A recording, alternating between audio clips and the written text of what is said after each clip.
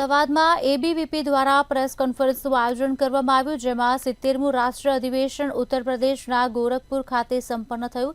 તેના વિશે વિગતો અપાઈ તેમજ આ અધિવેશન દરમિયાન યોજાયેલા રાષ્ટ્રીય કારોબારીમાં કેન્દ્ર સરકાર દ્વારા મણિપુર હિંસાની સ્થિતિ સામાન્ય કરવા એક પ્રસ્તાવ પારિત કરાયો. રાષ્ટ્રીય સ્તરના સામાજિક અને શૈક્ષણિક મુદ્દા પર વિવિધ પ્રસ્તાવિત કરાયા છે અને જામનગરના શિક્ષિકા સુધી દવેને 2024-25 માટે રાષ્ટ્રીય ઉપાધ્યક્ષ તરીકે નિમણૂક કરાયા છે. જ્યારે આ વર્ષે 56મો અધિવેશન અમદાવાદમાં યોજવાની જાહેરાત કરાઈ હતી, જેમાં આગામી દિવસોમાં છાત્ર શક્તિ યાત્રાનું આયોજન કરવામાં આવશે.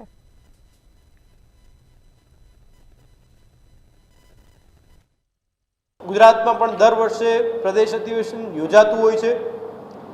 આ વર્ષનું પ્રદેશ અધિવેશન 56મું પ્રદેશ અધિવેશન એ કર્ણાવતી અમદાવાદ શહેરમાં યોજાવા જઈ રહ્યું છે.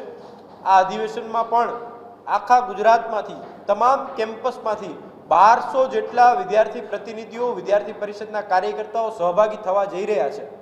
આપ સૌ જાણો છો તે રીતે આ વર્ષ એ નવનિર્માણ આંદોલનના 50મું વર્ષ છે.